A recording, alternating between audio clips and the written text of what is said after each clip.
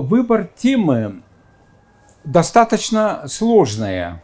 Здесь есть мои молодые коллеги, и не дадут мне покривить душой. Особенно для разношерстной аудитории, где есть представители разных поколений. Легко выступать в однородной аудитории. Ну, допустим, в студенческой аудитории или же на курсах по повышению квалификации, когда люди как-то ориентированы на определенную информацию, и есть интерес определенный для того, чтобы получить там очки, баллы по балло-рейтинговой системе, или же приобрести сертификат о повышении квалификации. Здесь есть такой небольшой такой материальный интерес.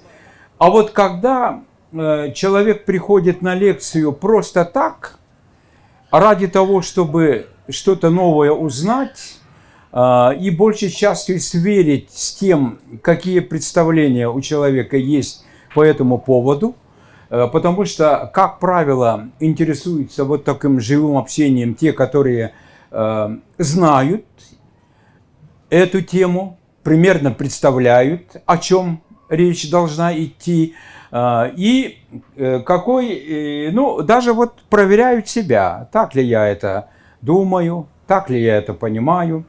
Это идет сверка или тестирование как бы и себя, и лектора. Каков уровень, как он понимает и прочее, прочее.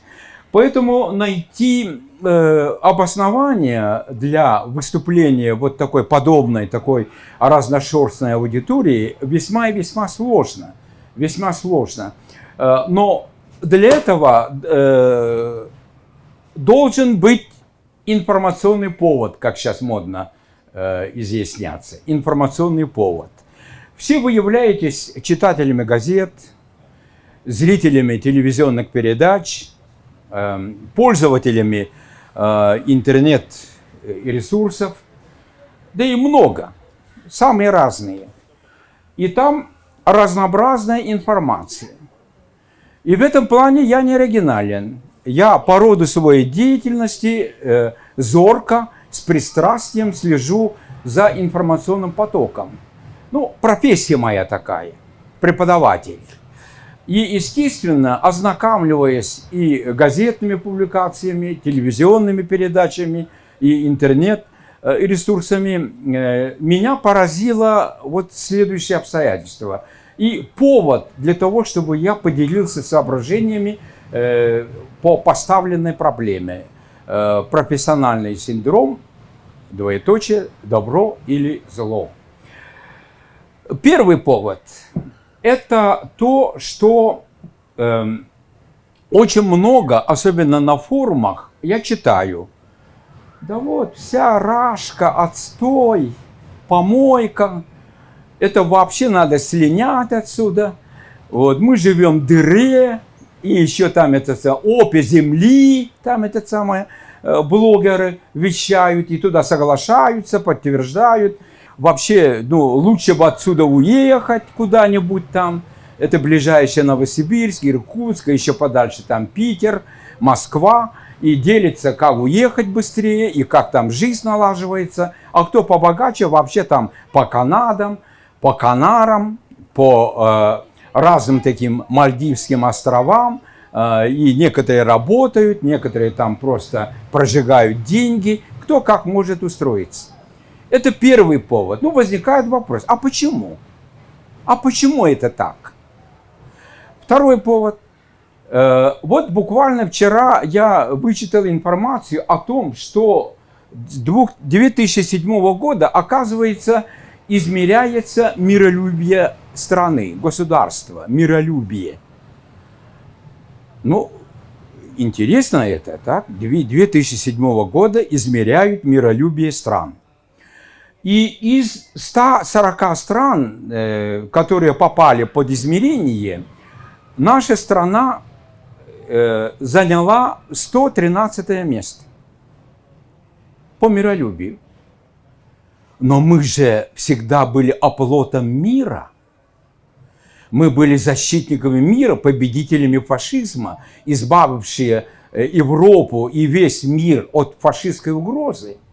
И нате вам, что миролюбие у нас где-то в хвосте стран. Как это так? Это второй повод.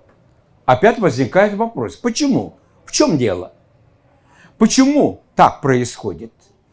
И третье, то, что, конечно, это не, я не хвастаюсь, а в советское время образование было достаточно крепкое. Я помню школьную программу русской классической литературы достаточно хорошо, благодаря моим прекрасным учителям русского языка и литературы. И приходит на память синдром лишних людей. А почему они лишними оказались на своей родине? Ну, начиная, допустим, Чацкого из «Горя от ума» Александра Сергеевича Грибоедова, Евгения Онегина, Печорина Григория Александровича, Обломова и прочих. Целая такая вся русская классика XIX века просто пестрит описанием жизни и деятельности, чаяний, там, исканий лишних людей. В чем дело? Так вот, сопоставляя все это, я и составил определенный план. Ну, меня простят, и мои коллеги, вузовские преподаватели, простят, потому что многолетняя привычка раскладывать весь материал по полочкам, по главам, по разделам, это как бы в крови. Я уже 40 с лишним лет преподаю в высших учебных заведениях, учу студентов, и люблю, чтобы там восприятие было упорядочено, восприятие было организовано. И вот первым пунктом я обозначил провинциализм как явление. Ну, или, как философы говорят, феноменологический анализ. А феноменология – это учение о явлении, феномен явления. И вот феноменологический анализ, ну, или, попросту говоря, что в народе, как воспринимается в народе провинциализм. Кто такой провинциал, и что такое провинциализм, и как возникает этот синдром. Ну, синдром – это проявление, это как бы там это самое вырывается или наружу выплескивается, да, это синдром, это признак какой-то такой, это самое, что на поверхности, во что выливается, в чем проявляет себя этот провинциализм. Ну, сразу второй там, в чем истоки? Где кроется вот это самое начало, откуда все повелось, откуда пошло, в чем причина? А это надо искать в истории. И великие историки, ну, в частности, там Карамзин Николай Михайлович, до этого Василий Никитич Татищев, потом подхватили и другие великие историки, Ключевский, Соловьев и другие. И оказывается, вот эта история как таковая, мы интересуемся не для того, чтобы удовлетворить праздное любопытство свое, как проживали наши предки. Истории изучают для того, чтобы понять настоящее и прогнозировать будущее. Ну, еще есть меткие выражения про историческое познание, историческое знание, знание истории, историческая память, там, беспамятство, социальная амнезия и все прочее, там это очень интересная такая вещь. Поэтому мы, обращаясь к истории, ну, к трудам названных историков, ну, особенно Василия Иосифовича Ключевского, автора многотомного сочинения, которое там вышло и по подписке, по приложению журнала «Огонек» распространялось, там вообще там слушатели постарше помнят, как вот в магазине подписных изданиях очереди бывали, там разные ухищрения были, и начальству вообще-то раздавали эту подписку как бы там по блату, ну, разные такие были. А вообще хорошее чтение, хорошая литература некогда было дефицитом. Это сейчас бери не хочу, как говорится, там навязывает. А в те времена, конечно, там кому-то удается дорваться до подписки и классическую литературу по подписке дома получать по бандероле. Замечательно было. Это истоки. Вот. Тоже интересные выводы. Я, когда нарвался на этот материал, просто там удивился. И третье, провинциализм в контексте философии. То есть здесь уже как-то логика гносеологические или философско-методологические какие-то вещи будут, но, конечно, популярной подаче, вот на пальцах все это будет разъяснено, как это в литературе обеспечивается и как теоретизирует все это. А метод – это теория, обращенная в практику, и, естественно, оттуда и мышление, как формируется наше мышление, которое управляет нашим действием, нашим поведением. Это очень важно. И для подкрепления завершу рассказ о том, что причиной нашей необустроенности, нашего бардака в общегосударственном масштабе это причина в провинциальном синдроме. Как ни странно и не парадоксально. И второе, то, что мне ближе, это развитие науки, особенно академической. В основном у нас наука в академиях, отраслевая и академическая наука. Университетская наука только-только как бы пробивается, только-только начинает соображать о том, что необходимо молодых специалистов обучать на передовых идеях, открытиях. И наука не должна оторваться от практики, и специалиста надо изучать на последнем слове науки, на последнем слове техники и технологии, а не на вчерашнем, позавчерашнем дне и образцах. Ну, я, в частности, понимаю практикоориентированность вузовской дидактики, вижу вот в этом. Ну и завершу профессиональным образованием. Вот здесь тоже мы оказались подвержены провинциальному синдрому. В общем-то, от начала до конца альфой и омегой нашего бытия и нашего сознания является провинциализм.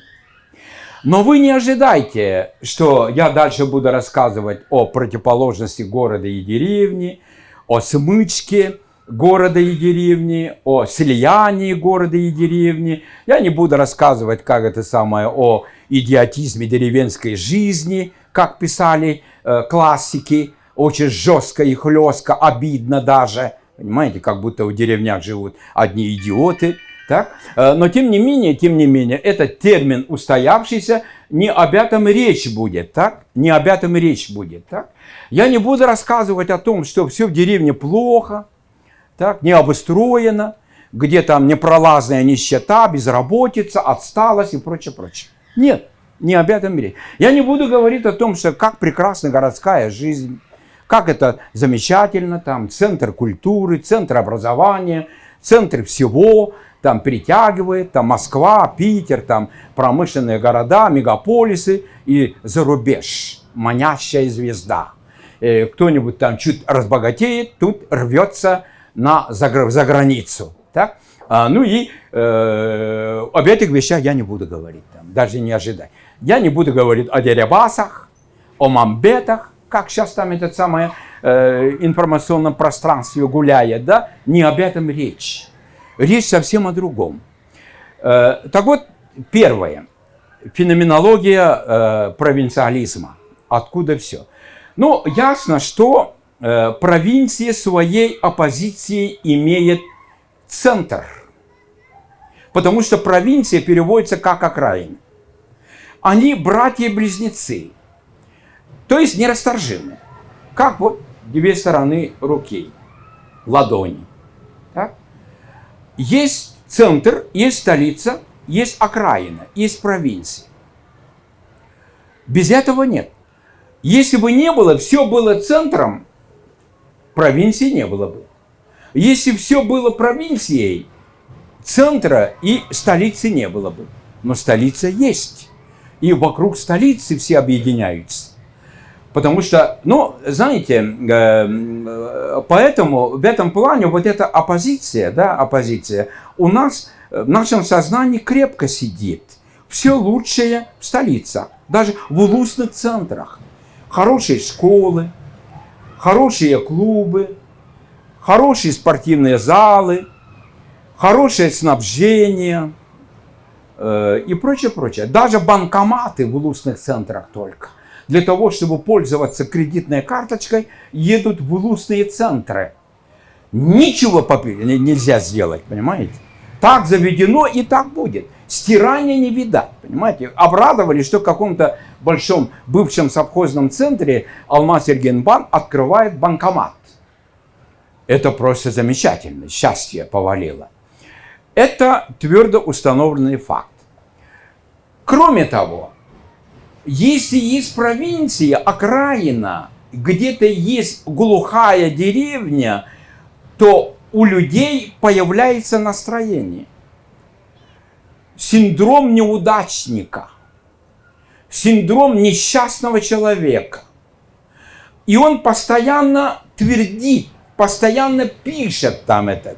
Дыра, вот у нас 17-й квартал, допустим, да, вот даже в нашем столичном городе. 17-й квартал, ну ужас какая дыра там, вообще там, там ничего нету, там это побыстрее бы селения. Но оказалось-то, коллеги, это-то не только у нас, но и по всей России, матушки.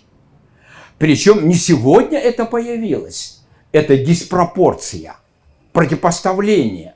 Оно появилось давным-давно, давным-давно. Ну, вспоминаем классику. Антон Павлович Чехов. Знаменитая пьеса, ну как хотите, там драма, «Три сестры». И чем заканчивается? Они же живут в маленьком городе, как бы там, около Москвы. И у них восклицание. Завершается пьеса: «Москву!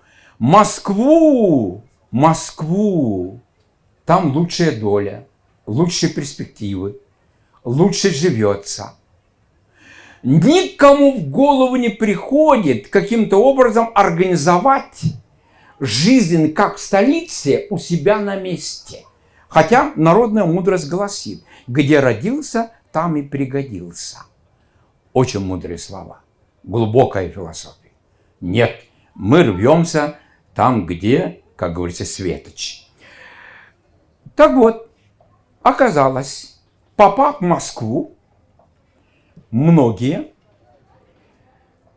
вы думаете, что они будут посещать театры, музеи, лектории, будут там самообразовываться? Ничего подобного.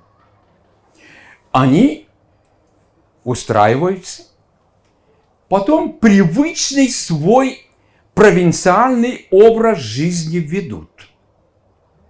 Вы знаете, вот когда у нас департамент по обучению и подбора, расстановке кадров был под руководством Матвея Васильевича Мучина, он был первым руководителем, многие попали в центровузы, ну, центральные вузы. Приехали из Санкт-Петербурга после финансово-экономического института имени Николая Александровича Вознесенского. Ну, как там, я тоже в свое время учился в Санкт-Петербургском, ну, Ленинградском университете, философский факультет заканчивал, 8 лет жил, 5 лет студентом был, 3 года в аспирантуре был, и почти что 8 с лишним лет жил в Санкт-Петербурге, ну, в Ленинграде. И я начинаю расспрашивать: ребята, а вы были там? Нет. А вы ходили туда? Нет. Так зачем же это образование в Ленинграде? В Ленинграде, так вот, это провинциальный синдром. Перенос своего привычного образа жизни на столицу.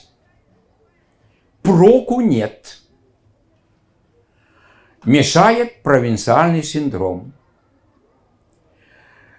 Далее, если даже вот едут, едут там за рубеж, допустим, там у нас есть разные туры, и самый популярный шоп-тур. Вы думаете, там это что-нибудь интересное, да хотя бы там Великую Китайскую стену там поглядели? Нет. А вы там, это великолепный там океанариум был. Вы были там? Нет. Они просто ходили там это по магазинам, перекупали шубы и на этом вернулись. Какой смысл? Опять провинциальный синдром. Так что проявлений провинциального синдрома очень много. И самое главное здесь заключается в том, что все-таки они, вырываясь, как говорится, из якобы тины, из дыры, из помойки, так, не реализуют себя, не реализуют возможности столичных городов, мегаполисов, так и в своих интересах остаются. Есть народная мудрость. Конечно, девушку можно вытащить в город, но из девушку в деревню выбить очень трудно. Очень трудно. Провинциальный синдром очень живуч. И основа всего этого, общий знаменатель, завершая первую часть, скажу, это убежденность в том, что мы люди второсортные. Мы люди неудачники. Так? Нам не повезло. И, как говорится, на этом строятся его жизненные планы. Так вот, каковы истуки? Если там второй раздел затронуть. Василий Осипович Ключевский берет начало всего этого в деятельности Петра Великого, царя-реформатора, который силком под угрозой битья заставлял этих самых недорослей, сынков помещиков, дворян и прочее, бояр за рубеж учиться навигатскому делу, горному делу, металлургии, то есть техническому прогрессу, чтобы они туда поднаторели как-бы-то. Все хорошо. Россия того времени вырвалась вперед, выиграла ряд сражений и заставил уважать себя разными такими боевыми действиями, в том числе и под Полтавой, еще разные такие сражения, флот появился металлургия появилась, появились еще Демидовы появились, и многие такие промышленники появились. В общем-то, Россия как бы продвинулась вперед.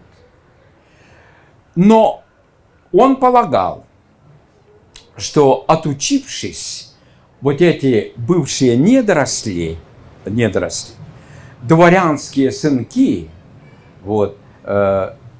будут внедрять все это в России.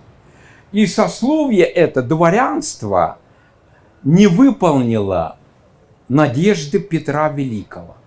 Это было закреплено Екатериной Великой, Екатериной II, которая указ о свободах дворян издала. И это закрепило. Дворяне, по сути, это правящий класс, руководящий класс, правящее сословие. И они оказались не как английские лорды, английский такой руководящий класс, деловым, работящим, мобильным, они оказались ленивыми. Они оказались иждивенцами. И еще причуды появились у них. У себя разные такие какие-то, или бездействовали совершенно. И причем оттуда пошло самое главное, синдром лишних людей, которое было описано великими писателями. Лишние люди. Они оказались чужими у себя дома и чужими среди чужих. Чужими среди своих и чужими среди чужих. И за рубежом их не принимали. Их не принимали. Как сейчас вот наши новые русские, да, в малиновых пиджаках, так это самое, попадали в разные такие передряги, до сих пор, как говорится, не переваривают. Так? Деньги есть, и вроде как, а провинциального синдрома не вытравить у них. Так и ведут, как у себя дома. Ну, это к слову. Так, так вот, руководящий. Далее. Александр I, ну, гувернеры, история с гувернерами, там в русской классике это описывается. Большинство гувернеров было людьми образованными. Это только вот у Митрофанушки в Недоросле Фанвизина, у него был повар там, этот самый, как бы там кулинар был, пекарь был хороший. У Петруши Гринева, капитанской дочки Александра Сергеевича Пушкина, тоже был такой, руками все делал, как-то там этот самый, был, ну, такой человек, который помогал по хозяйству, налаживал туда-сюда там. А все остальные были, ну, изучали, музыку изучали, литературу, географию там изучали, экономику там изучали. Вы помните там этот Евгения Онегина, как у него гувернер обучал всем этим таким премудростям. Потом появились там французская эпопея, когда весь русский язык, вернее, ну, стал наиболее таким употребимым языком, или, можно сказать, государственным языком французский. Александр I вообще по-русски разговаривал только своими придворными, крестьянами, а высший свет разговаривал только на французском. Все деловые вопросы решали на французском. Политику, экономику, науку, культуру, все это творилось, вернее, обсуждалось на французском языке. Поэтому, естественно, это, ну, сыграло свою, как говорится, такую злую шутку.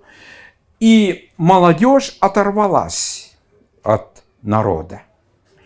Было декабрьское восстание, восстание декабристов. Это 1825 год, 14 декабря.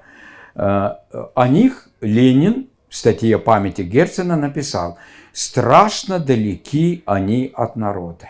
Это первая группа революционеров. Но тем не менее, из-за рубежа вольтерианство, либерализм появился. Так? Екатерина II переписки составила с Вольтером, вольнодумство, освободительное движение, мечта о республике. Спиранский Михаил Михайлович вот работал, и у нас там Сеген Арджакеп, там этот самый план о якутах там представил, там Софрон Циранов там ездил вот с этим представительством. Но это все как бы в мечтах так и осталось там, потому что крестьян освободили в 1861 году, вот, дали вольную, но и то, как говорится, с грехом пополам. Но руководящий класс окончательно был оторван от народа. Зарубежная премудрость, приобретенная на совершенно иной почве в Англии, Франции, Германии, оказалась непригодной. Обломов Иван Александрович Гончаров. У него был друг, немец, Штольц. Замечательный такой этот самый герой. Вот, ну, противопоставление. Обломов добряк, там это целыми днями лежит, мечтает, вот туда-сюда, там, хорошо бы это делать, такие прожекты делает. А Штольц дело делает. И у нас вот это такое не очень грамотное изречение: господа, надо дело делать. Вы помните дядю Ваню Антон Павлович Чехова, где профессор Серебряков говорит: господа, надо дело делать. А вот дело делать не можем. Мы в лучшем случае возмущаемся, мы критикуем там, мы говорим, а почему, куда смотрит там мэр, куда смотрит президент, куда смотрит Путин. Вот барин придет и рассудит. Все оттуда. Все оттуда. Знаете? И вот такое, третий раздел. Он связан как раз вот таким осмыслением, уже как бы теоретизирование по этому поводу. Все это привело маргалинизации. Маргиналами стали. То есть они оторвались от родной почвы, от родного языка, от родного народа. Они не понимали народ. И, естественно, руководить и подвигать их доблестному труду не могли по определению. И получилось таким образом, что вот эта маргинальная среда оказалась благодатной почвой для провинциального синдрома. Но мы после двоеточия обозначили так: добро или зло. То есть эта психология называется амбивалентностью. Амбивалентность переводится как двойственность. Вот пример. Каждый из нас существо двойственное или представляет собой два в одном. В нас одновременно сосуществуют ангел и дьявол. Одновременно. И мы постоянно боремся против дьявола. Мы подавляем ее. Для этого обучаемся, образовываемся, самообразовываемся. Вот, к примеру, лень. Говорят, лень родился до меня. Это спасительная какое-то там сентенция такая, оправдание неуклюжее. И мы постоянно боремся со своей ленью. Вот каждый раз с понедельника пытаемся начать новую жизнь.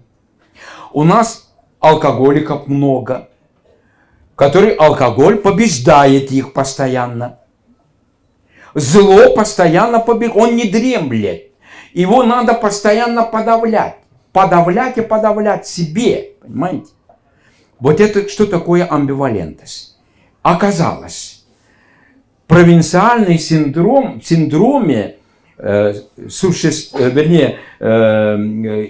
имеет место социально-культурная амбивалентность. С одной стороны, вроде как мы не хотим уезжать из родных мест, но мечта превыше всего. Но с другой стороны, нам не живется там, неуютно там. Мы тоскуем по своей родине, по таким живым отношениям, живому общению, где каждый друг о друге знает, а в мегаполисах никто никого не знает, там все анонимно, в деревне все со всеми здороваются и интересуются, а там хоть там падай на улицу, и никто и не подойдет.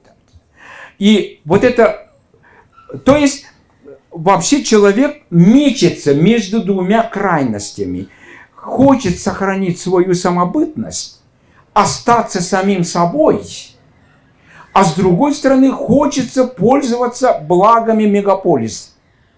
Хочет казаться, а на самом деле быть он не в состоянии. Поэтому вот эта самая борьба вот, добра и зла вот в этом явлении твердо установленный факт. Вообще все складывается из противоположностей. Ну, то старшее поколение марксистско-ленинскую философию немножко представляете, диалектический исторический материализм, единство, борьба и противоположностей, противоречие как источник развития и прочее. Диалектическое отрицание и разные такие премудрости. Но сейчас диалектика как метод мышления, ну, как бы становится частным случаем, а более высокого порядка способ мышления, который назвали синергетикой, одерживает верх, выдвигается на первый план. диалектика изучает, вернее, объясняет, прогнозирует линейное движение, направленное движение от сложного, от простого к сложному или наоборот от сложного к простому, а вот синергетика объясняет нелинейные процессы, хаотические процессы. В нашей жизни и природе хаоса много. Мы даже не можем прогнозировать, когда дождь выпадет. При нашем инструментарии, при нашем развитии техники говорят, дождь будет, дождя нет. Наоборот, там дождя не будет, дождь падает. Это называется хаотический, синергетический эффект. И для того, чтобы прогнозировать и как-то там изучать, вот, к примеру, там достаточно продвинутый пользователь интернета Тускул. Знаете такого, да? Тускул, прогнозы Тускул по радио. Ну, кто на якутском языке, то знаете. Он достаточно проницательный, так?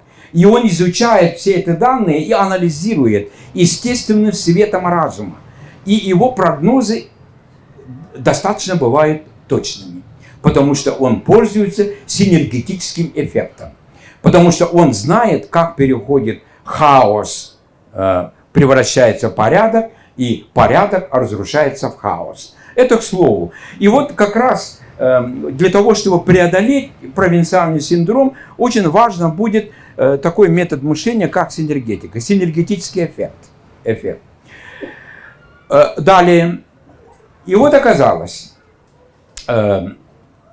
провинциализм, он у нас в плоти. Так? И мы пытаемся каким-то образом там преодолеть его. Кому-то удается. Вот Анатолий Васильевич Луначарский, там старшее поколение помнит, это профессиональный революционер, первый министр просвещения Российской Федерации, но тогда еще, да, Советского Союза не было. Первый состав, нарком просвещения он был. Он был эрудит, и он сказал, когда спросили матросы, солдаты были, он выступал лекцией и спросил: Анатолий Васильевич, скажите, как стать интеллигентом? Ну, имея в виду его. Он говорит: для этого необходимо, чтобы у тебя дедушка имел высшее образование, у тебя папа имел высшее образование, и ты имел высшее образование. Поэтому вот этот провинциальный синдром, оно преодолевается вот долгим, мучительным процессом образования и самообразования, работы над собой. Но тем не менее, вот этот комплекс неполноценности, оно закрепляется. И есть, я не знаю, там, нарочно ли там, может быть и нарочно, преднамеренно, закрепляют в нас комплекс неполноценности, провинциальный синдром. И попадаем каждый раз мы на эту удочку, на эту уловку. Что это происходит? Со времен гувернеров утвердилось мнение: учитель иностранец. Модно было в помещичьих семьях нанимать учителем, гувернером, гувернанткой иностранцев. Учитель всегда иностранец. Все передовое за рубежом. Все хорошее там. У нас все плохое. У нас руки-клюки. Мы криворукие, мы ленивые. Мы невежды. Мы пьяницы. И мы пеплом, как говорится, голову посыпаем, да? И это вот так пропагандируется. Вот, ну, еще один момент, да? И почему попадаем? Вот посмотрите наш руководящий класс. Кого не возьми, у них дети обучаются за рубежом. В Англии, в Америке, в Германии, во Франции. Кого не возьми. И даже средний класс, накопив, и у нас вот это самое многое, да вот наше студенчество тоже, вот у нас СВФУ тоже приложил руку. Лучших студентов мы посылаем на стажировку и даже на обучение.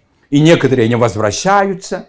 Вот учредил один там парень, по-моему, Сергей Христофоров, в интернете была такая информация, он отказался от, он 10 парней, в том числе и Анатолия Семенова, выбрали для того, чтобы они там в одном передовом вузе получали там образование. Огромные деньги там заплатили, а он поехал и отказался. Просто вот виза есть, и он решил там, и главное там молчком бы, да. А он сказал о том, что там в России перспективы нету, поэтому я никого умных людей не ценят, там одни там идиоты, одни там лузеры, никакой перспективы я не вижу в России, поэтому я вот остаюсь в Америке. Как угодно, понимаете? И это вот так, это живучее, понимаете, живучее. Этот провинциальный синдром. У нас все плохое, там все хорошее, все передовое. Оттуда приходит все. Так? И мы поносим все. Вот бедный суперджет. Так? Бедный самолет, суперджет. Я каждую осень езжу во Владивосток, Шамаковку. 2 часа 50 минут летит самолет. Ну, разные такие ситуации были, и такой ливневый, грозовую там полосу, там немножко трясет, конечно, там страшновато, но тем не менее поднимается, садится, вот замечательно. Я ничего не скажу. Ну, может быть, опыта мало там других, там, ну, правда, там на Боингах летал, и больших, и маленьких, но тем не менее, конечно, там суперджет, ну, не хуже, во всяком случае, не хуже. Ну, не скажу, что лучше, но не хуже. Не до такой степени, чтобы его грязью смешивать. Далее. Так вот, руководящий класс, как правящий класс, говорят, да, всех детей отправляют за рубеж. Почему? Ну, понятно, языковая практика, без языка. Ну, потом мы когда науку и образование будем разбирать, там это очень важный момент, так, важный момент. И они там опыта наберутся, там современные там технологии привнесут. Но за одним исключением. Если бы они приезжали и работали у нас, в России, поднимали бы родину до этого уровня. А нет. Большинство остаются там. Так с какой стати? Поэтому, конечно, здесь руководящее, это уже с Петра Великого пошло. Последующие цари, они там таким образом устроили. Поэтому Василий Иосифович Ключевский, когда пишет вот об этих плюсы-минусы петровских реформ, он очень зло отзывается насчет этого. Корень-то вот в этом. Руководящий класс был оторван от народа. Их не интересует чаяние. И у нас вот такое, да, ну хорошие ребята, там мы выбираем, там депутатами выбираем, там выдвигаются там министры, там или там чиновники государственные, и потом тут же забывают, откуда они, как они, отрываются от народа. Провинциальный синдром сидит неуничтожимо. Потом свысока начинают отзываться о своем народе. То и дело прорывается в интернет-пространстве. И некоторые молодые руководители областей поплатились должностями. Они обозвали пенсионеров ленивыми. Потому и у них хорошей пенсии нету. Они там сельчан сказали о том, что вот они не ищут, они там У нас тоже есть такие перлы. Это провинциальный синдром. У них все хорошо, а вот они плохие. Мы хорошие, они плохие. Так? Поэтому, конечно, это глубоко сидит. Так вот, мы должны, конечно, маргинальную среду уничтожить очень трудно. Вот, маргинальная среда очень агрессивная, вот, очень живучая. марганизация происходит очень даже такое. Ну, вы Василия Макаровича Шукшина тоже помните. Рассказ очень простой, короткий. Мужик недавно перебрался в город. Ну, в те времена очень сложно было. И каждую субботу он, как на работу, ходил на автостанцию, ну, или автовокзал. И приспрашивался. Мужики, говорит, я хочу, говорит, купить избу в какую деревню. Хочу переехать в деревню. Кто, у кого там это? О, мужики тут сразу на него налетают, и каждый начинает хвалить. Вот у нас вот такое, но у вас дыра, там у нас вот хорошо, поезжайте к нам, у нас столько стоит, то-то есть, каждый там, ну, по принципу, вся кулик свое болото хвалит, да? Но он не собирался ехать в деревню. Он уже ушел, но не пустил корни в городской среде. Он ностальгирует по той деревенской жизни, так? И становится маргиналом. С одной стороны оторвался от деревни, а с другой не пустил, он не стал горожанином. Поэтому в каждом из нас это вот сидит червоточинкой. Руководящий класс, к сожалению, раньше вот при советской системе была такая выдвижение на руководящие должности, отработанная такая система была. Если кого-то хотят поднять на высокую должность, обязательно отправляли глухой улус, глухой район, управлять там райсоветом или райкомом. А это верный признак, что на него обком имеет виды, его выдвигают, чтобы он понюхал деревенскую жизнь, понюхал, что такое там коровник, что такое там это летом косить сено, что такое там, я не знаю, там жить вот в этих самых благоустройством на улице и прочее, прочее. Да, они выходили и совершенно там по-другому подходили к управлению. Я не скажу, что абсолютно такая хорошая система была, но у нас еще есть вот такая, да, он без году неделя там его выдвинули, как грибы после дождя растут, да. Но ситуация-то изменилась, коллеги. Сейчас мы опыт приобретаем виртуально. Я не знаю там, я не скажу, что большего. Цифровизация идет, там все это виртуально. Сейчас, то есть поле управления, функция управления вот меняется. Основное в управлении это контроль. Это контроль. Раньше контролировали лично. Вот, допустим, да, директор совхоза или секретарь райкома утром на машину и поднимать сенокосчиков едет. Поднимать доярок едет. И мы раскрываем, хороший руководитель, крепкий хозяйственник, да, все под рукой. Он раньше всех на работу приходит, позже всех уходит. А я считаю, с высоты современности, он профнепригодный. Он не умеет управлять. Сейчас управляет цифровые технологии. Сейчас ситуация вообще изменилась. Поэтому сейчас молодежь пошла управление. Кто владеет этой технологией. Посмотрите там у Илдархана, кто там правительство. Все хорошо владеющие этой. Солодов, совсем молодой человек. Да? Бычков, немножко там опытный, но тем не менее тоже молодой человек. Все молодые. Но зато владеют этой технологией. Поэтому цифра и решает все.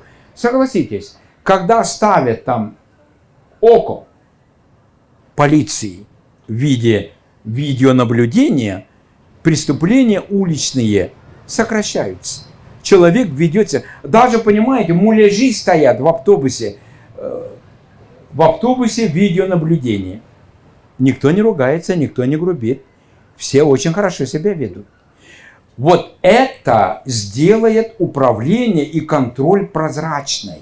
Будут там денежные потоки контролировать, будут там поведением контролировать, как он работает. И даже когда звонишь куда-то, какую-то, вот, допустим, Ростелеком, и говорят, ваш разговор записывается.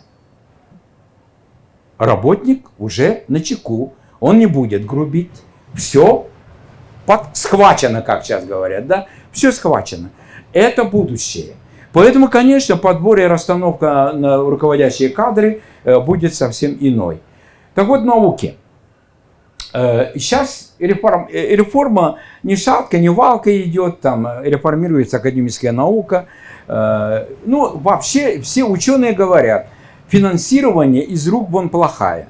Если вы там финансирование хорошо поставили, зарплату ученым повысили, наука продвинется. А нет. Конечно, повышать зарплату ученым надо. Но причина не в этом. Причина в провинциальном синдроме. В чем это выражается? Первое – это незнание языков. Сейчас наука стала мировой. Местечковой, улусной, аласной науки нет. Это точно так же, как женщина. Немножко беременной не бывает. Женщина беременна или нет? Наука есть или нет? Если мировое сообщество признало, значит, здесь что-то есть. А вот не зная языка, не читая научные, продвинутые, высокорейтинговые журналы, человек не может рассчитывать на элементарную новизну. В лучшем случае это будет повторение, в худшем плагиат, а третий вариант – это никому не нужная продукция. Это я называю интеллектуальным анонизмом. Поэтому, безусловно, там знание языков является приоритетным.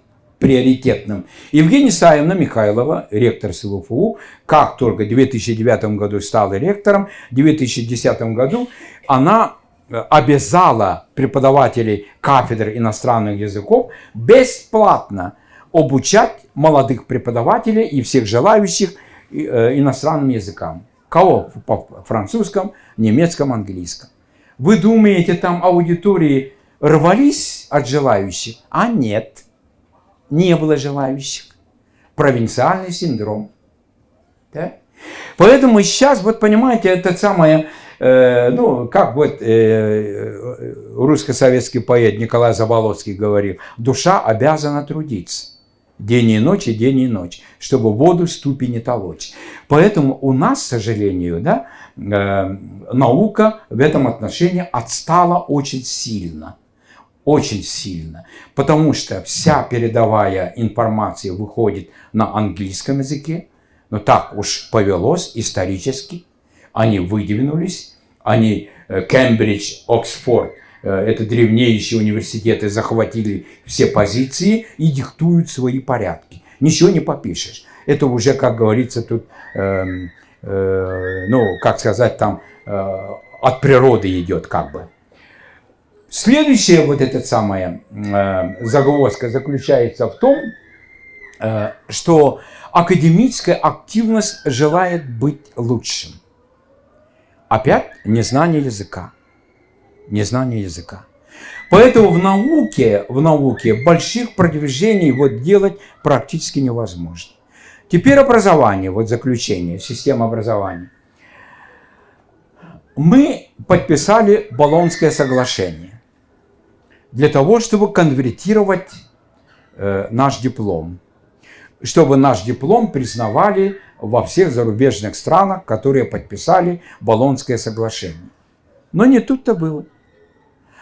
И политика изменилась, и отношение изменилось, и совершенно, может быть, преднамеренно, я ни конспирологию не уважаю, да, во всем видеть какие-то злые козни, какой-то там, какой-то заговор и прочее. Я далек от этого. Так, я пытаюсь там в какой-то степени объективно вот посмотреть на эти вещи. Но ситуация, конечно, очень такая сильная. Новоевропейская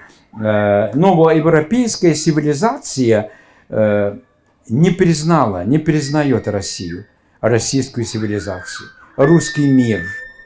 Поэтому, знаете, Россия всегда была на перепутье. самоопределение. Россия что из себя представляет? Это Европа или Азия? Были славянофилы, почвенники, были западники, которые говорили, что Россия Европа, и мы должны тяготеть к Европе. Но огромная территория, огромная половина – это Азия. У нас континент называется Евразия. И были теоретики. Нет, Россия не Европа, не Азия в чистом виде. Это Евразия. И вот острословы даже такие изгалялись по этому поводу, переврав это. Азиопа. Звучит не очень хорошо, красиво, но они пользуются вот пропагандистских интересов. Но до сих пор мы не можем определиться. Хотя работа вот ведет вот в этом направлении. А Россия это своеобразная совершенно там культура. И мы должны вот это своеобразие всегда помнить. Так? Помнить, что у нас многие вещи, народ мудр. Он говорил, что для русского хорошо, то для немца смерть. Вот сегодня я вычитал в интернете, как относятся иностранцы к нашим праздникам. Они издеваются. Наши праздники им непонятны. А раньше там Старый Новый год. Что же такое там? Что же праздник Старый Новый год? Мы отмечаем. Так? Они даже дошли до праздника Победы. День Советской Армии. Международный женский день. И как проводится, им не понять, понимаете? Вот Федор Иванович Тютчева, у него слова о России умом не понять. Но он, кстати сказать, был дипломатом. И он исключительно изъяснялся по-французски. Но писал на русском языке стихи великолепные. Это великий поэт. Знаете? Вот такая ситуация была. И это, русская культура.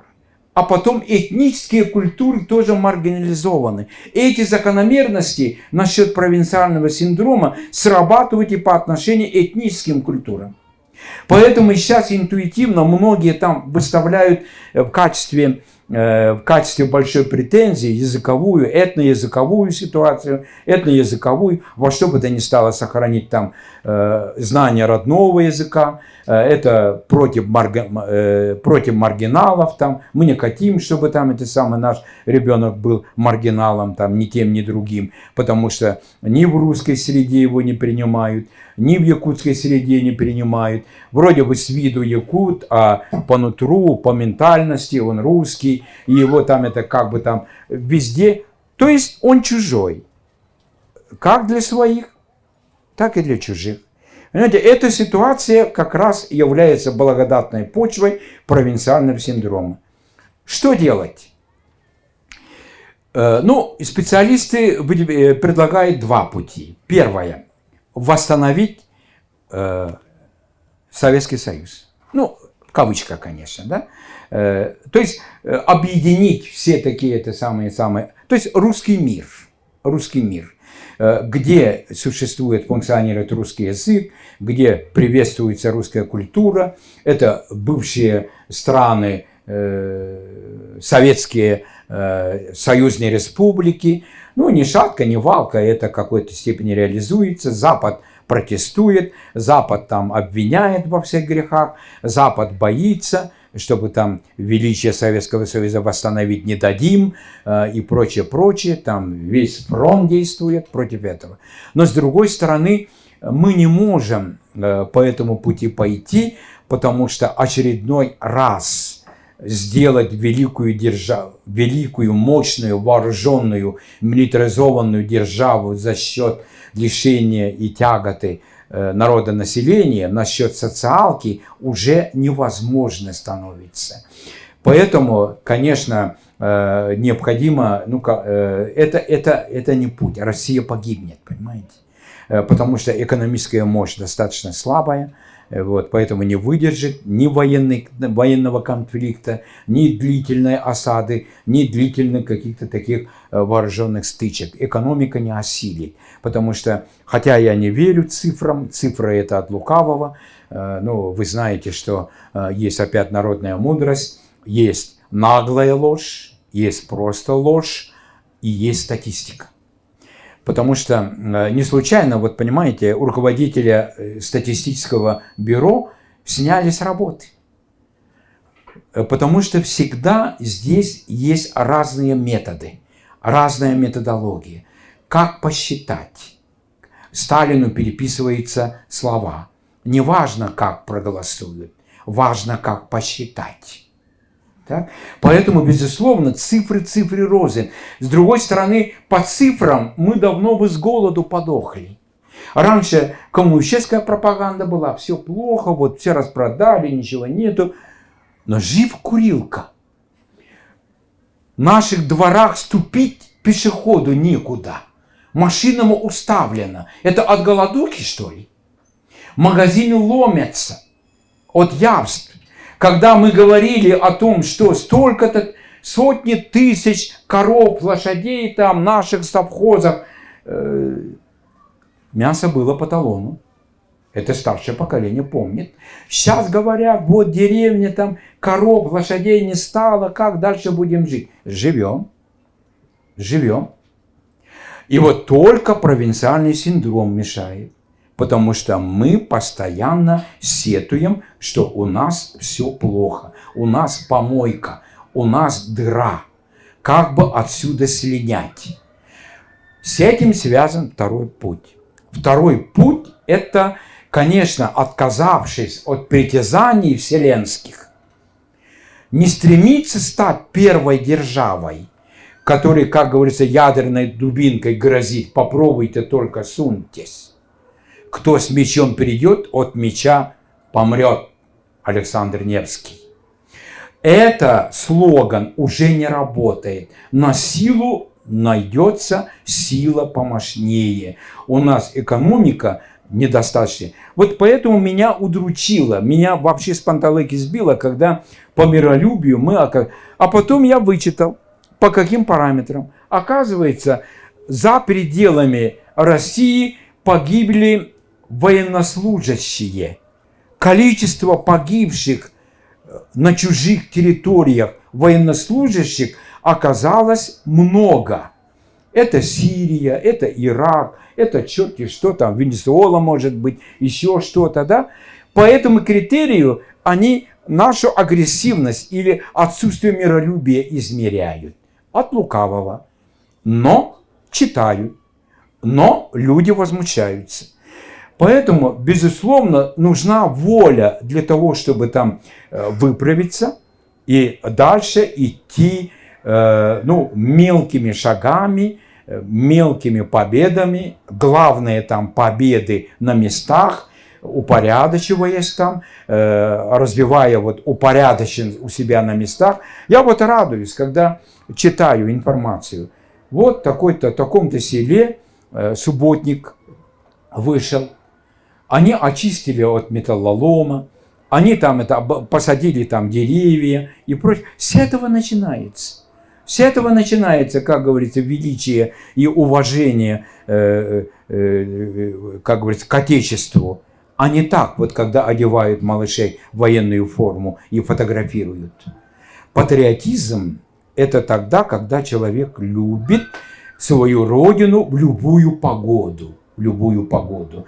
Это не должно быть любовью странною, а вполне определенной, созидательной. Вот тогда мы преодолеем провинциальный синдром. И тогда, естественно, и нам жить легче. И чувствовать, ощущать себя нужным, полезным для своей родины. Спасибо.